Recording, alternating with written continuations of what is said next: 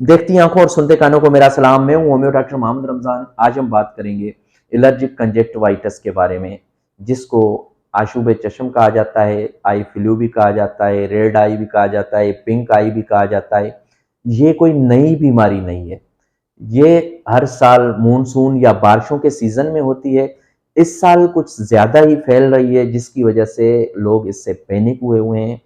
तो मेरी वीडियो को आखिर तक देखें और अपनी फैमिली फ्रेंड्स के साथ शेयर करें। आज मैं आपको बताऊंगा कि ये कैसे फैलती है, ये क्यों होती है, और इसका एहतियात क्या है और इसका इलाज क्या है। अगर आप एहतियात करेंगे तो इससे बिल्कुल बिल्कुल बच सकते हैं। तो एलर्जिक कंजक्टिवाइटिस, जैसा कि नाम से जाहिर है कि हमारी आंख का जो सफेद हिस्सा होता है, जिसको कंजक्टिवा कहते हैं, उसकी इंफेक्शन को एलर्जिक कंजक्टिवाइटिस कहते हैं।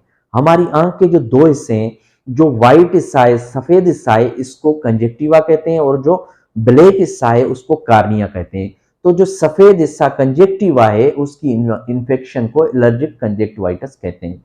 ये बैक्टीरियल भी होता है, ये वायरल भी होता है। जो वायरल कंजक्टिवाइटिस होता है वो एडिनो वायरस की वजह से होता है, और ये फोमाइट इंफेक्शन है, यानी एक इंसान से दूसरे इंसान में फैल सकता है, कंटाजियस डिजीज है। तो ये कैसे फैलता है? ये मुतासरा शख्स की आंख से निकलने वाला जो मवाद है, वो अगर आपकी हाथ या आंख के साथ टच हो जाए तो ये इन्फेक्शन या वायरल इन्फेक्शन आपको हो जाता है।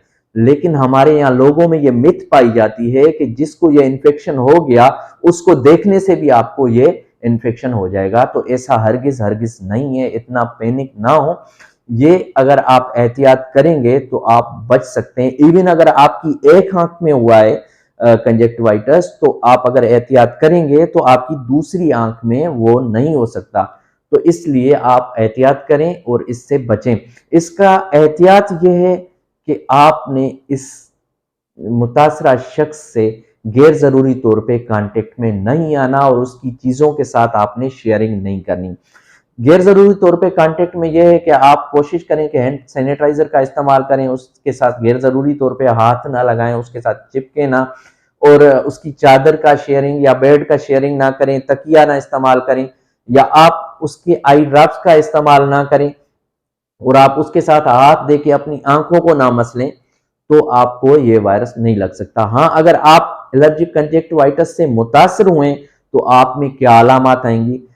सबसे पहली जो अलामत आएगी वो यही होगी कि आपकी आंख का जो सफेद हिस्सा है वो लाल या गुलाबी हो जाएगा, पिंक हो जाएगा, और आपकी आंख में जलन होगी, और आपकी आंख से पानी निकलेगा। आप रोशनी आपसे बर्दाश्त नहीं होगी, धूप आपसे बर्दाश्त नहीं होगी, आप स्क्रीन की तरफ देखेंगे तो आपकी आंख में जलन होगी और पानी निकलेगा।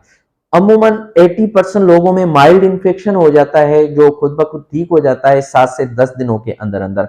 अगर ठीक नहीं होता तो आपको डॉक्टर को चेक करवाना चाहिए।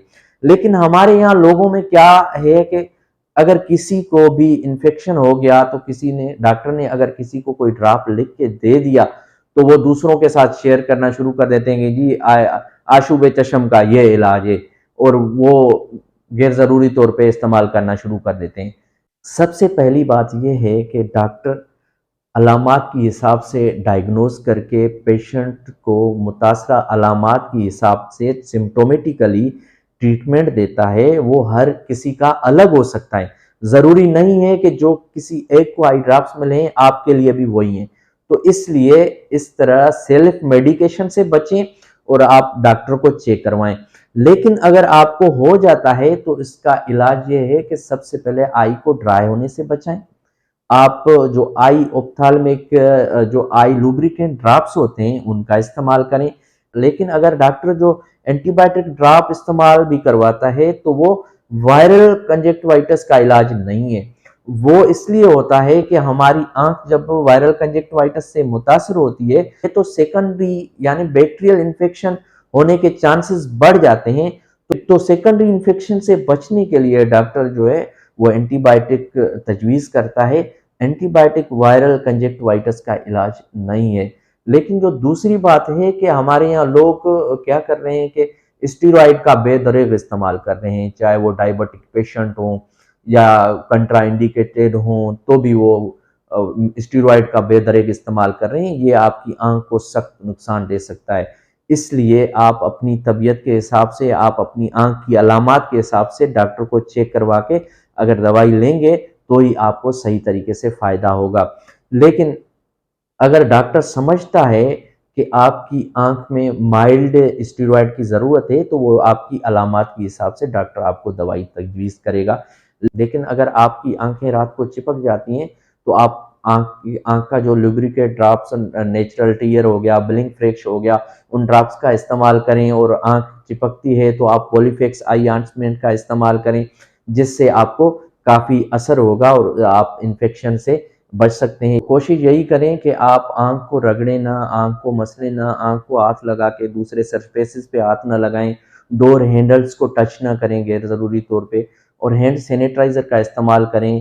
آنکھ کی علامات کو کم کرنے کے لیے آئی وائپس کا استعمال کریں، اور اگر آپ کی آنکھ میں زیادہ ریڈنیس ہے تو آپ ٹھنڈی سکائی کر سکتے ہیں، یعنی برف کو کسی کپڑے میں رکھ کے یا ٹھنڈے پانی کو کسی چیز میں ڈال کے آپ اس کی آنکھوں کے اوپر سکائی کر سکتے ہیں، تو اس میں آپ کی علامات میں کافی بہتری آئے گی۔ اس کی احتیاط کر کے آپ خود کو اور اپنے قریب جو دوسرے لوگ ہیں ان کو انفیکشن سے بچا سکتے ہیں۔ احتیاط اس کی یہی ہے کہ آپ غیر ضروری طور پہ سرفیسز کو ٹچ نہ کریں، ہینڈ سینیٹائزر کا استعمال کریں، اور آئی وائپس کا استعمال کریں، اور گلاسز کا استعمال کریں۔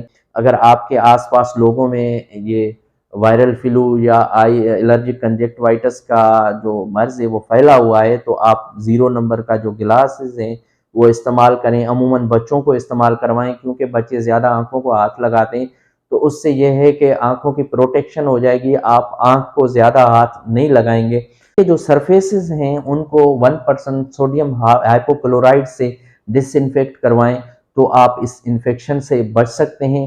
اپنا اور اپنے پیاروں کا خاص خیال رکھیں۔ اللہ پاک آپ کا حامی ناصر ہو۔ اللہ حافظ۔